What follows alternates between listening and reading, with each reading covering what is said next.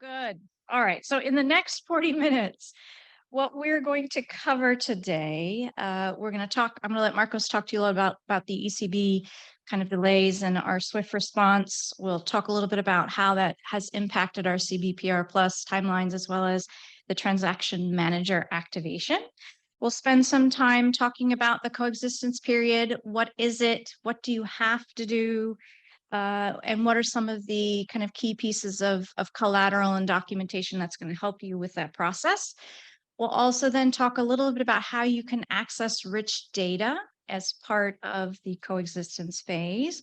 We'll summarize and do some key takeaways and hopefully have some time for Q&A. There's quite a bit of content.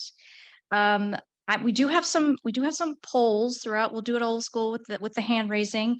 Marcos is from New York. I'm actually from Houston.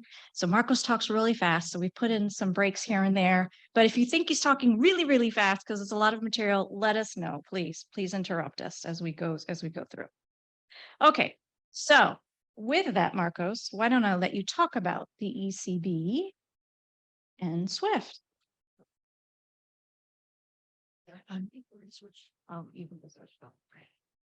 So hello, everyone. Again, my name is Marcos Cameron. I'm visiting you guys from the SWIFT New York office today, but as Kalyani mentioned, I'm the global contact for our team, for our go-to-market team for ISO. So I pretty much have interactions with banks from all over the world, especially about the ISO adoption.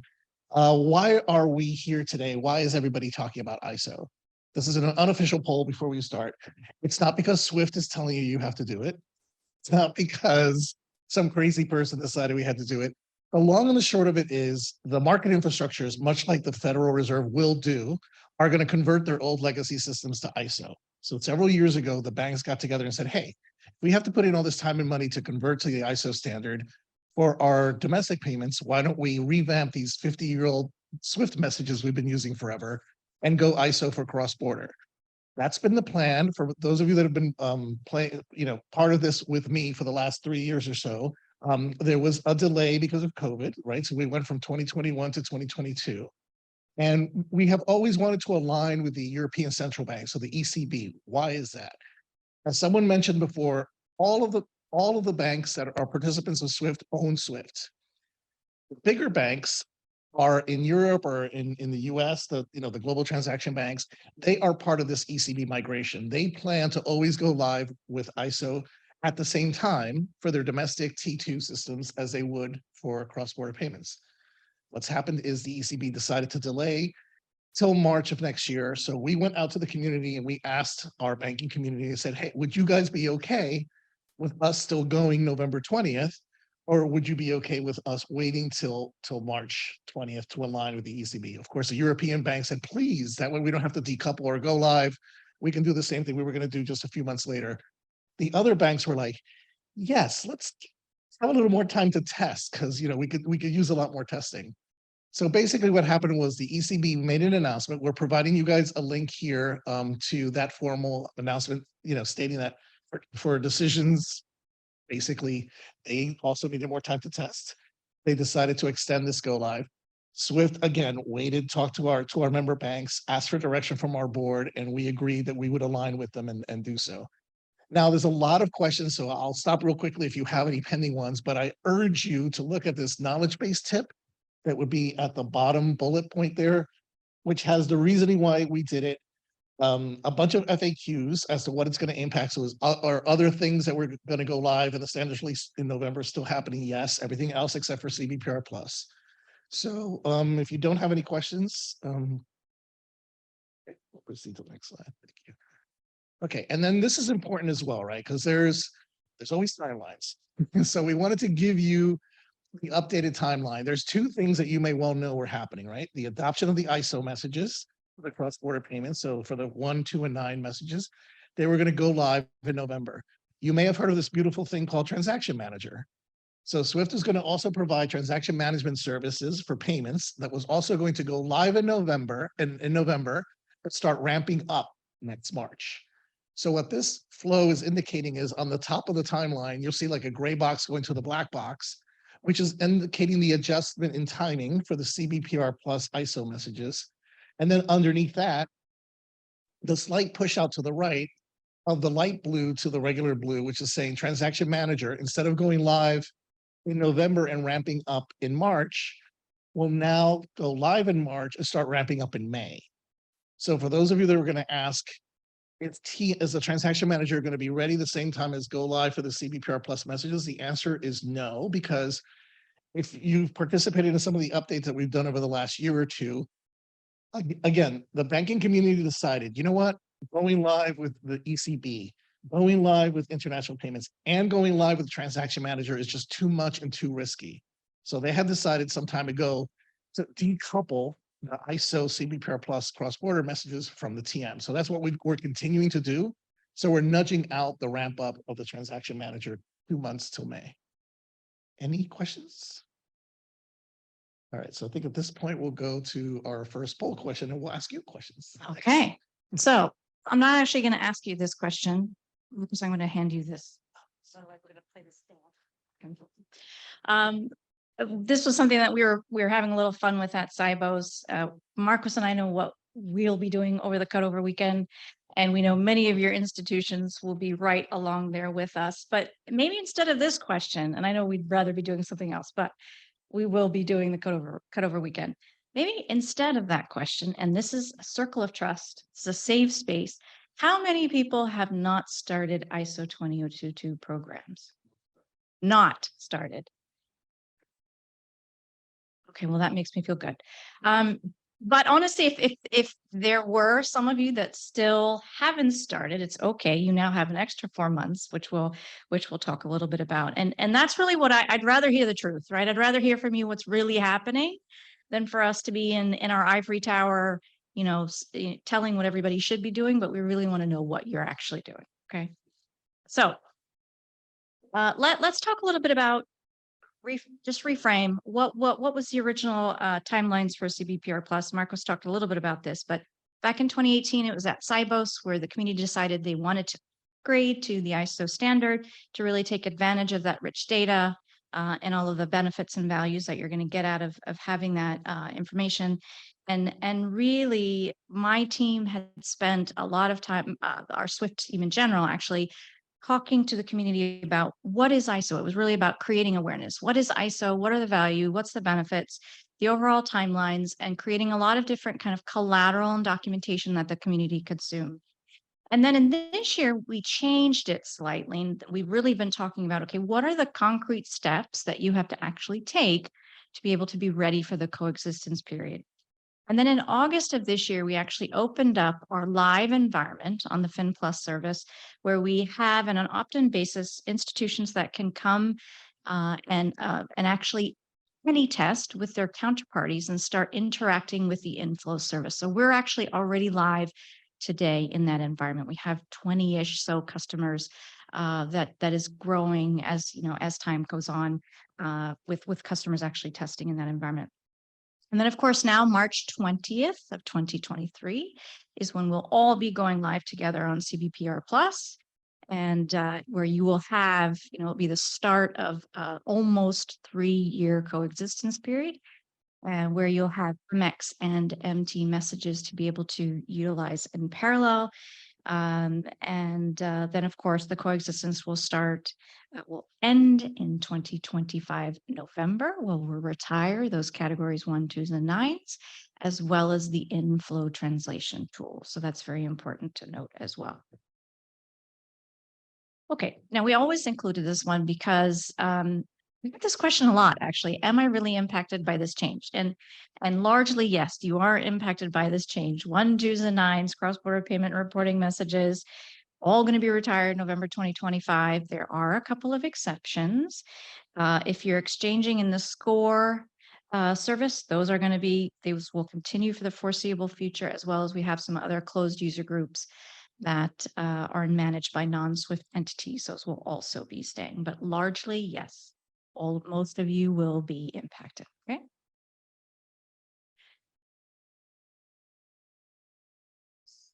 There we go. Number 2. All right, so I will take this question. This one you can answer multiple answers. So I'll just have you guys again raise your hands and tell us which of these apply, right? So do you feel ready for CBPR Plus go live because you've upgraded your messaging interface to a compliant version? How many people are aware of and know that you have updated your interfaces? Okay.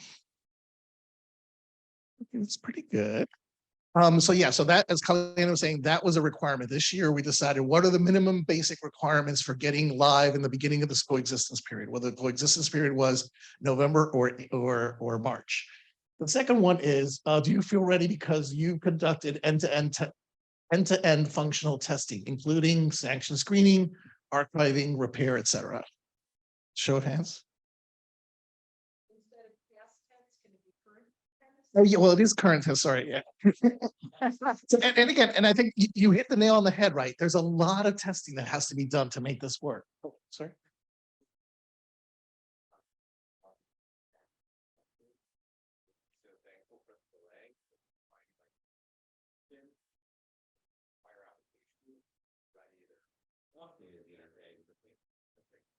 Yeah, yeah. So exactly, it's a good point. I mean, everyone is testing. We were presenting this at a time when we expected to be very close to go live, and so thinking most people were done. But again, luckily for the ECB and the delay, it's going to give the rest of the world a bit of a breathing room. All right, another one is, have you prepared your Fin Plus RMA authorizations in production? Anyone even know what an RMA? Okay, good. We have one person. Yeah. All right, so we'll do a deeper dive of this. I think someone spoke earlier about RMAs, how they're necessary on the SWIFT network to be able to exchange messages from one institution to another. We did a bootstrapping exercise, which was, we did an analysis of your Fin traffic, and we said, oh, these are all payments relationships you have today.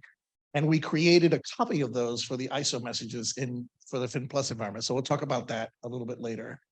Another thing is, did somebody raise their hand, I think in the back, or no? I thought I saw a hand up earlier before I jump to the next question. Okay, so again, with a show of hands, have you already exchanged CBPR messages in the live environment? Meaning you would be one of those early adopters that Kalyani talked about. You did, okay. Really? Oh, perfect. Okay, good. Okay, good. So good. I mean, so, you know, this is a good sign.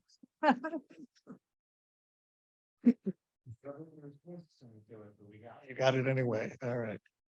Okay, and then I guess that's it. So, oh, are any of you like not impacted at all? Like you don't do any of these 1, 2, or 9 messages. You do like securities messages or trade only, or okay. So everyone here does one of the 1, 2, or 9. Send or receive. Okay, good point. Right. So right now, for the beginning of the coexistence period, the requirement for every SWIFT member is to be able to receive, right? So if no matter whether you send or you have never sent, as of the first day of coexistence, now March 20th, your systems need to A, be on a compliant upgraded version, B, have RMAs in place in your production environment so that you can, if someone sends you a message, be able to receive it. All right. Oh, okay. All right. So not being ready, that is the bad thing, right? So again, this is basically meant to highlight how important it is that the entire community understand this basic messaging. We have been finding over the last year that we've been having a lot of trouble getting the message out to some of the smaller banks, right? So we always go to these events, ask you to help us spread the word, ask you to help when you speak to any of your correspondent banks that may not be aware of the minimum requirement to receive messages, of the upgrades to software, that they are aware of these things. We have developed and delivered, I don't even tell you how many webinars in the last year and a half. Hundreds. They've been recorded. Decks are up there. We're going to give you a bunch of links at the end. Kalyani says we only have 40 minutes and a lot to cover, but the message that we're delivering today is the same message we've been delivering all year long, right? Minimum requirement to receive ISO messages that they're sent to you, and the minimum requirement of having software upgraded and being in a position to test with these versions of SWIFT interface systems or third party, including service bureaus. All right. So what does this mean, coexistence? Coexistence is a period where you and your correspondent banks may send FinMT messages and receive FinMT messages to and from each other via the existing FIN network. That's not going to change until 2025. You'll still be able to send and receive the 1, 2, and 9 legacy systems if your correspondent banks are not ready for ISO. However, if someone is ready for ISO and is sending an outbound ISO message, here's the requirement of every bank having to be ready to receive that. So there's going to be 2 messaging channels, and the new messaging channel is FIN Plus. The FIN Plus channel, SWIFT is facilitating something called inflow translation, where when a bank sends an ISO message, we take that message, we translate it to an empty representation. And I call it a representation because it's not a legal message. It's a representation of the legal ISO message in the old empty format so that you can process it to your back office systems if you're not able to have back office systems that can read ISO. So this is being done. And so you see here ISO 20022 plus MT so that the recipient can then decide, oh, I'm okay. I can process ISO. I don't need it. Or, you know what? 3 of my 4 back office systems haven't converted yet. So I need both. I need ISO for some and MT for others. This is a service that we're providing for free till a decision is going to be made later next year around charging for the service. Why charge for the service? We would like to nudge everyone along to adopt ISO natively, not to leverage this as a Band-Aid or a crutch, right? So this is something that's very important. Not everyone's going to have the time or the money yet to be ISO ready day one, but we don't want you to keep putting it off for a year or 2 or to the end of the 3rd year without doing it.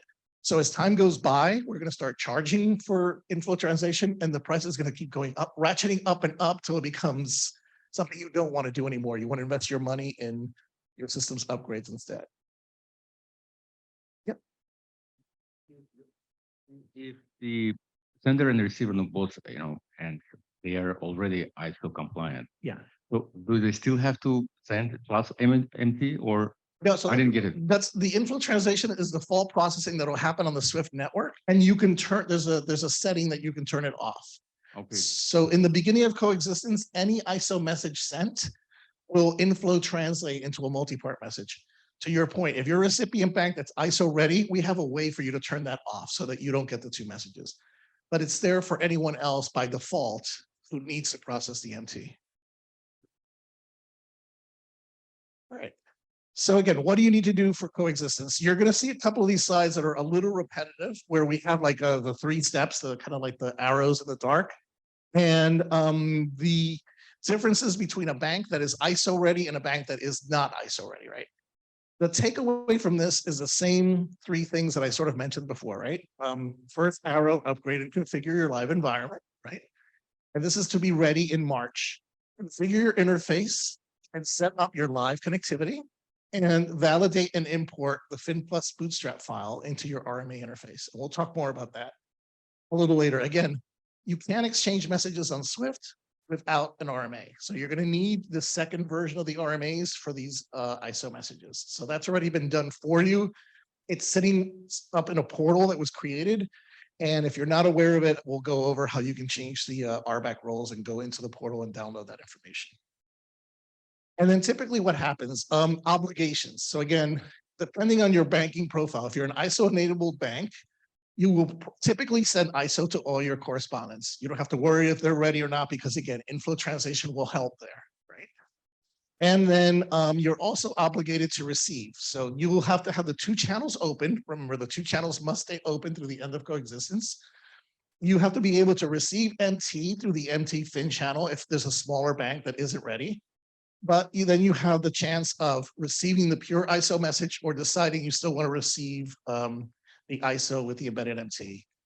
As a legacy bank, that's a smaller MT bank, not quite ready yet, you'll most likely send all your messages MT while you're implementing ISO until you're ready to then start producing which of the ISO messages you're ready as you roll out your back office systems.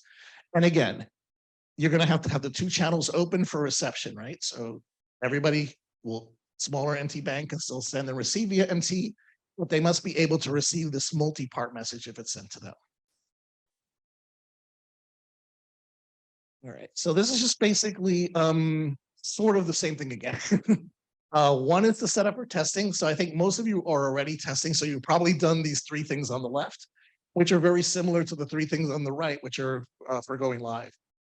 Again, the testing interface, you have to make sure that you've upgraded the test version of your software. It's connected to the FinPlus test environment. I'm going to talk about how there's two FinPlus test environments, actually, which is not the same as the Fin environment. The Fin always had one test environment where you could change the mode from current to future. FinPlus has two distinct testing environments. One is called Pilot Future and one is called Pilot Current. So unlike today, where you have to decide you can only exchange messages in one or the other for some time, you can exchange messages in either one at the same time with FinPlus. But again, it's all about upgrading the test interface and then upgrading your live interface when you're ready. Configuring your interface to test and connect to the testing environment. And then for production, validate your bootstrapping and then basically configure and set up. So again, it's not just installing software. For any of you that use Light 2 or on a service bureau, it may be that easy, right? This is basically a lot of the work that has to be done for banks that have more robust Swift infrastructure like Swift Alliance Access, AMH, or that use a third-party vendor. Any questions on the differences between getting ready for test and go live? Okay. And now this is kind of where we are today, right? So these are the versions of the Swift products, right? So you have to have Alliance Access 7.650 or higher in both your test and production environments. If you have Alliance Messaging Hub, it's 4.2 or higher. If you have Alliance Light 2 or Alliance Cloud, those have been upgraded for you. I will warn you, we are looking at a lot of the test results and not a lot of people are testing on Light 2. Light 2 is actually one of the easiest ones to test with because everything's kind of done for you. And the Light 2 environment, the minute you receive a multi-part message, it'll create a new directory structure in Auto Client where you can pull the new messages. So that's kind of important to know. Other than that, you don't really have to do any additional configuration. You just have to make sure you test so that it's all working.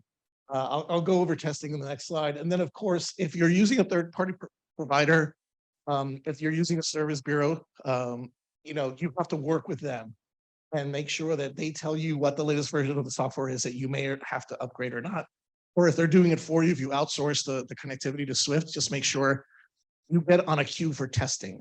I also concerned that a lot of our BICs that are parts of service bureaus aren't showing as testing.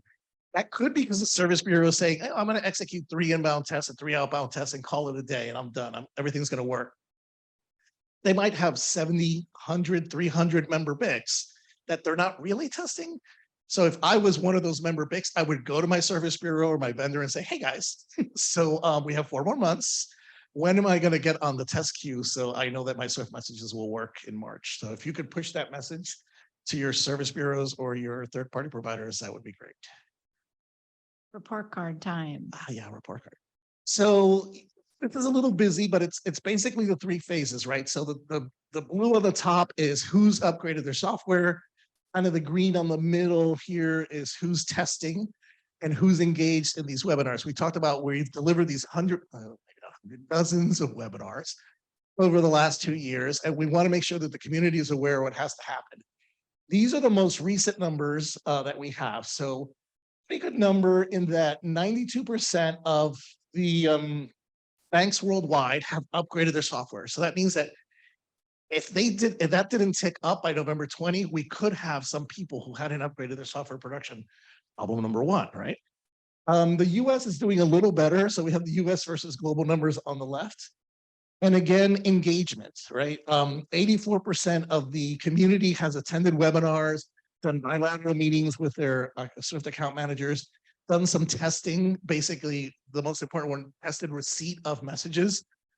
So 84% of the community is aware of those things having to happen. Still pretty low in the US. I mean, if we were really only 2 weeks out from production, was very scared that only 70% of our community had attended all the webinars, knew all the steps that were out there and were available to access all the documentation and help that we have online.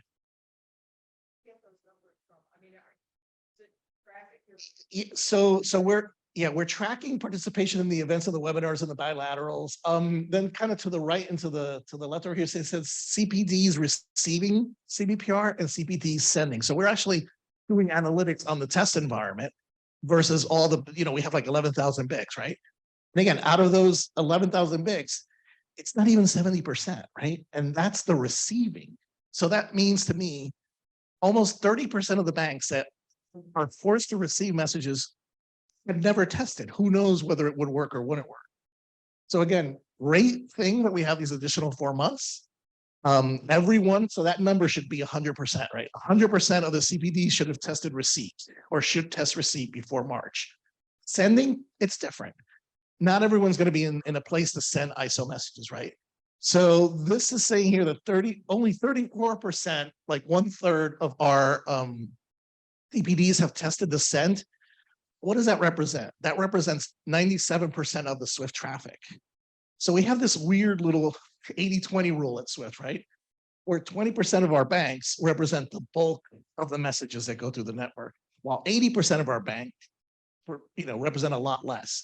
So as this ticks up, we kind of felt comfortable that 97% of the BICs worldwide that we're sending represent 34% of the ones that we're testing send represent 97% of the traffic.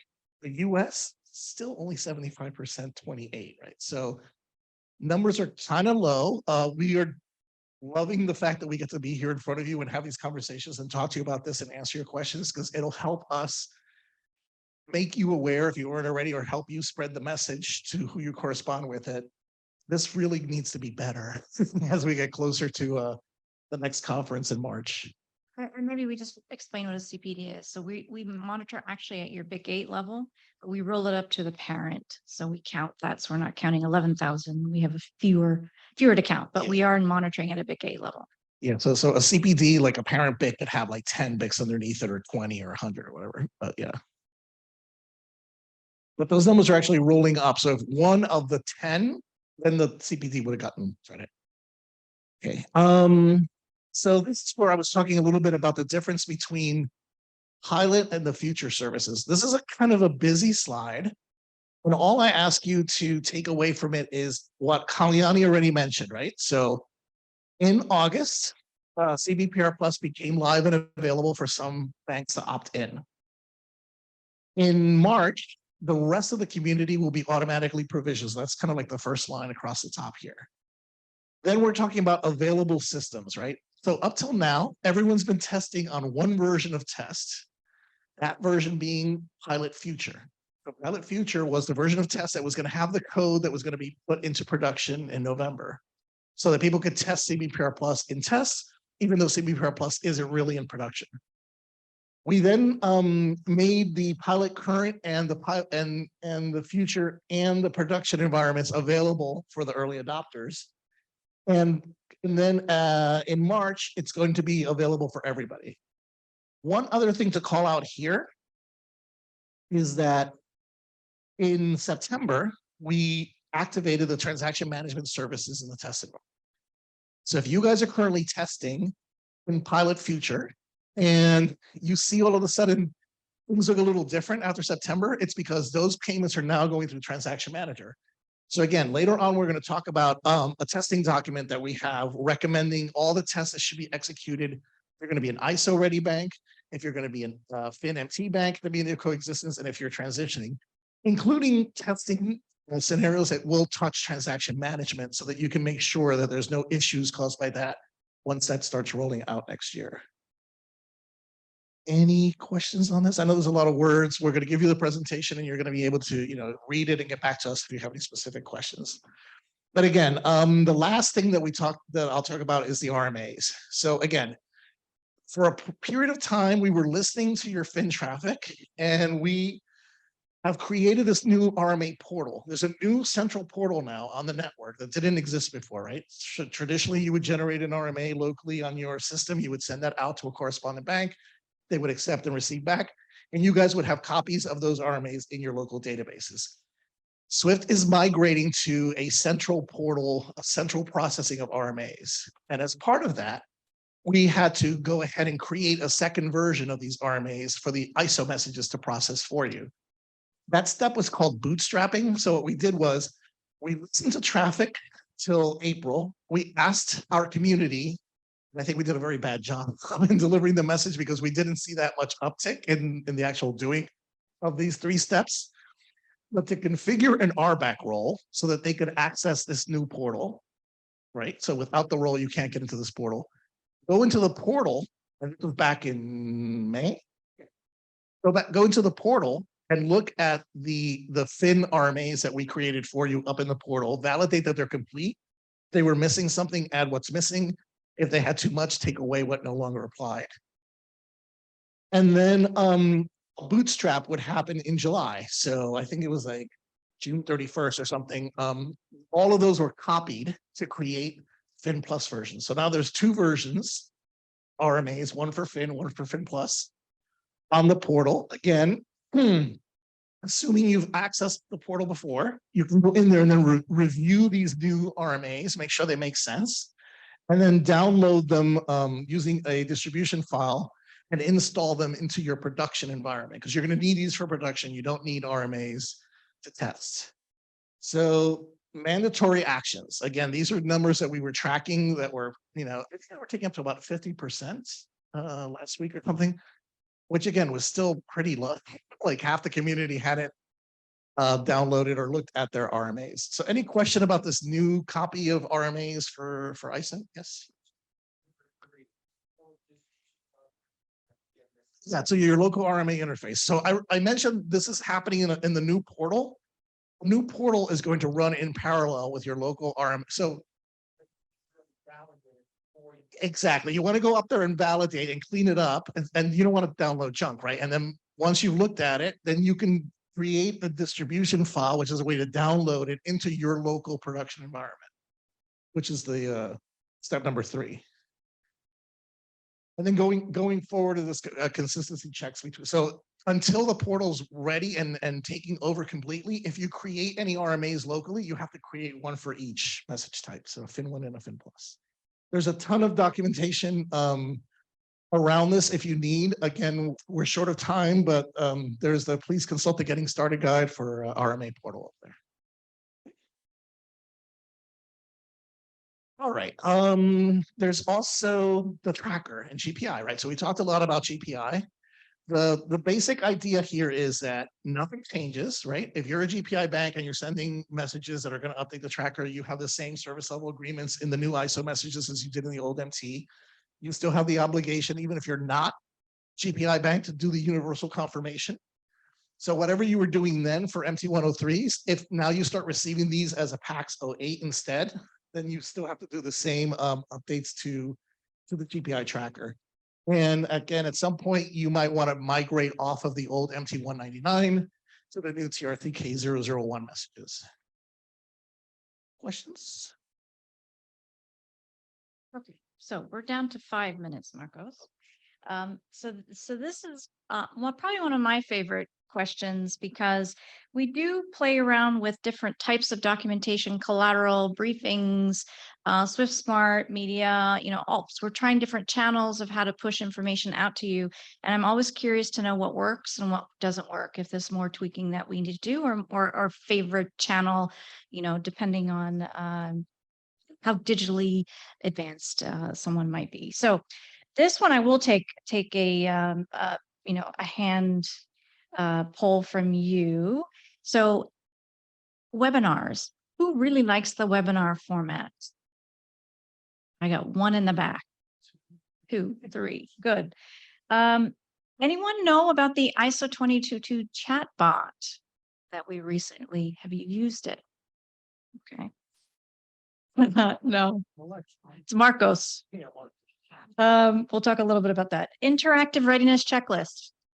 It's a new one as well. Okay, good. We'll talk about that. Swift support, calling in. Interesting. That one usually is very popular. And then the last one, some of our ISO 222 customer adoption guides. So they're kind of guideline documents. Yeah, we got a couple on those. Okay, good. All right. So I'm going to quickly kind of cover some of this information. You're going to have all of these slides, but I'll tell you what's on each slide instead of taking you through some of this in detail. But this slide really just explains, how do I decide what to test? If you're a bank that's just dipping your toes into testing. And depending on your profile, are you going to be an ISO native bank? Are you not going to be ready at the beginning of coexistence? And this basically walks you through the different types of testing, whether you're unit testing, you're testing with Swift, testing with your community, all the different things that you should be testing depending on the profile of bank you are. So take a look at this. And there's a document that I'm going to show you later on that goes into this a lot more detail. All right, this one, Test Sparring Partner. So Test Sparring Partner is a facility that actually is a fake counterparty. So it acts as a fictitious counterparty that you can send and receive messages to, and then see how you would interact with the resulting message that comes back. So this is a really great free service that we offer. There are 2 free libraries. We're not seeing a lot of people using this facility. And some of the reasons I've heard are a lot of banks use their own testing. They've decided to go ahead and test with other banks, so they're not using this. But I just wanted to highlight there are 2 sets of libraries and use cases around receiving the multi-format. You can also send if you happen to be ready to send ISO, those kind of test cases, and then the data truncation, right? So that's also a good library to be able to utilize. That's free of charge. Okay. All right, this one just goes into more detail. So in addition to those 2 free libraries, you also, if you're a bank who's loves to do some testing, but you want to do more than what the test cases that we've provided, and I would say it's the 80-20 rule. We've provided you 80% of the use cases, but if you want to create your own, there is a paid premium service. But I think the 2 free libraries is going to get you about 80% there. Okay. All right. Our on the swift.com page, the Get Ready for ISO 222, really important page. You don't need an ID. It's on the public page. All of those little pieces of things that you've got to do, Marcos went through in your test and live environments. It will point you to different sets of collateral, and you don't need a login. So that's why we like to highlight this one, along with. Okay, these before we get to the one behind the page, but here are the 2, the interactive readiness checklist and the bot. Let me just tell you briefly what these are. These are relatively new. The interactive readiness checklist basically assesses your readiness for coexistence. It's available on my Swift. You do have to have a login, and there are 8 summary sections. If you click into it, it will bring in a whole bunch of different tasks, point you to different collateral. You can export this to a PDF. You can sit down with your teams and go through it in that format if that works for you. So this is something that's brand new. Also, the digital ISO assistant, the chat bot. If you go to open up a support case, there's that little red banner. It says help for ISO 222. If you click on that, it will open up a chat bot. You can put in your question there, and in real time, it will bring you back some links to additional documentation. So that's another area that we're trying to get out there from a self-service perspective. Okay, this was the document that Marcos has referenced. I've referenced, but this is our new kind of customer testing journey, guidelines on what to test, how to test, all the different areas of testing.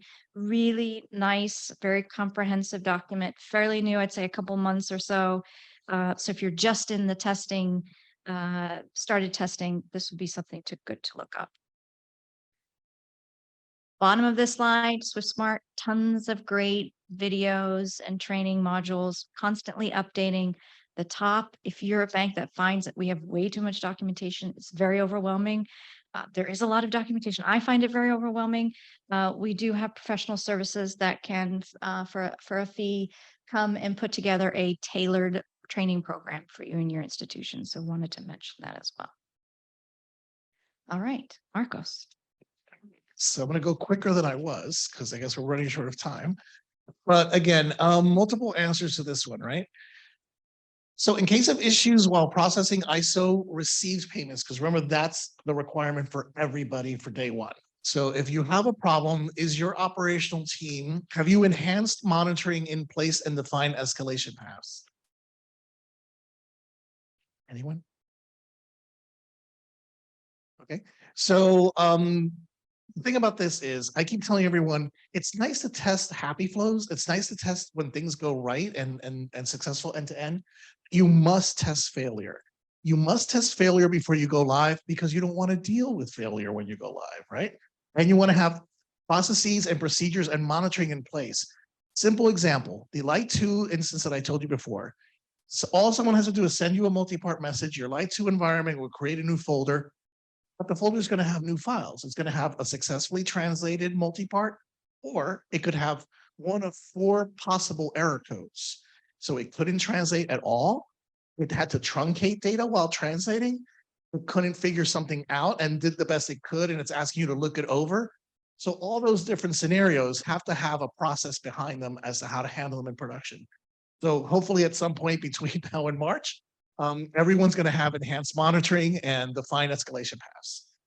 All right, so what about, do you know how to use Swift self-service support tools? Had anyone heard of the ISO bot or the other things that Kalyani just mentioned? Okay, good. But that's key, right? There's a ton of documentation there. Make yourself familiar with it. Take the Swift Smart training courses. Like she mentioned, they're free of charge to anyone who has a license with ISO. And honestly, it's the only way I learn what I know now by taking those courses. Know how to contact Swift support, of course. Be trained to investigate and repair the ISO messages. So again, tons of documentation there. You've got 4 months to keep testing. You've got 4 months to read and listen to the videos and play back the recordings and take the trainings. Next slide. All right. So quickly, we'll talk about the infamous data truncation issue, right? As all of you may know, and if you haven't, you're going to find out today, there was a concern in the lapse of time between putting the transaction manager into production and it actually starting to take payments. The concern was the transaction manager was going to be the place to go for any and all ISO data related to a payment. If a bank sent on an ISO payment with rich data and the second bank was able to forward it on and the third bank was able to forward it on, but the fourth bank couldn't because they're a weak link, MT only bank, there was concern that that would cause truncation. You couldn't complete the traffic rule where you had to pass on everything that you received. Travel, thank you. Oh, sorry, long day.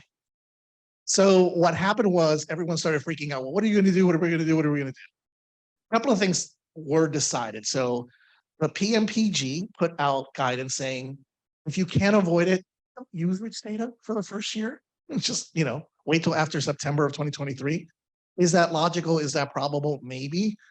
The second rule was CBPR Plus working group published a document based on Wolfsburg group guidance saying, okay, if you get an ISO file and you can't map it all, these are the key elements you should map with first priority to guarantee the payment processes and it should screen correctly.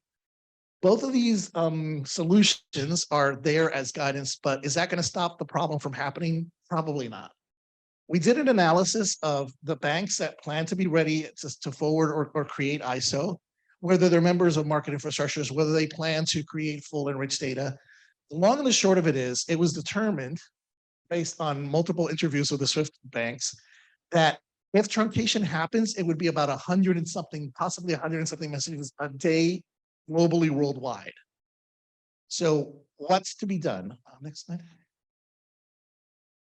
The market practice happened in that, let's see here on the left-hand side, if again, bank A is sending a rich ISO message, and then it gets mapped to the multi-part. So it's got box 8 with an MT 103. Then bank B would only be able to forward on the 103. They have to indicate to bank C that they cause truncation. So this weak link MT bank has to say, hey, heads up, I'm going to put a plus sign, much like the tracker. The info translation would already do that, because I mentioned for successful translation, there's a possibility of like 3 or 4 other failures. So then we at Swift decided to leverage the GPI case tool that we have in place today, and we created a version of it called the Rich Data Access tool, which is a way to get into that tracker GUI for Bank C, and Bank C can go in and say, okay, I received an MT 103 with a plus sign, my free channel. Strange. That means it's truncated. That should only be happening as part of a multi-part message. So they can go back to the tracker and say, okay, I'm going to look up based on that UEDR, and I'm going to find the remaining rich data that the tracker is keeping an eye out for me. So in a nutshell, this is a solution to help us for that 2-month period where those 100 and something truncated messages could possibly happen on a daily basis. So I know I just whizzed through that really fast, but I don't know if anyone's had a chance to hear about it or the first time you're seeing this. So then it's up to the bank C. Yeah, it's still manual work. They'd have to look at what that rich data is, maybe key it into their back office system after the fact. We're not going that far. What we're trying to do is provide a solution to access that data so that they don't have to send empty 199s back and forth, right? So that, bank C will say, hey, you sent me this UETR, what's in it? Oh, I think I've got this. Oh, wait, no, it's got this also. Oh, wait, there's a third field. So they can go directly to the tracker and extract all the rich data that was missed because the tracker has been keeping track of the payment from the prior steps. All right, so there's, we're gonna go really quickly, but this is just like a sample of where you go in to, initiate the case. So Bank C would say, I'm gonna initiate a case because I'm missing rich data. They can find, the information that they're looking for. They can look for access to rich data. This is a clipboard showing them the select fields, maybe the 10 or 8 things that couldn't get passed on because they're rich data and they don't have a home in the old MT message. Okay, so there is documentation on this as well with more details. And I think we're probably gonna be having a video or a SwissSmart training on it very shortly. But again, just to summarize, you guys have 4 months more than we had. It would have been like a few weeks at this point, right? So for those of you who haven't upgraded, please make sure you upgrade in your production and test environments. You access these links are going to be live when you get the presentations from us, to all the collaterals, the articles, the upcoming and recorded webinars. And if anything, get in touch with Kalyani, your account manager, whoever you need to help us point you to wherever you need to go. There's no point in spending 6 hours when you can't find something. Send an email, pick up the phone, call us, and we'll point you to what you got to get. Yeah, I know this was a lot of information, right? And Yes. we're more than happy to sit down with you and go through this in more detail with your institution. So Bit over drinks today.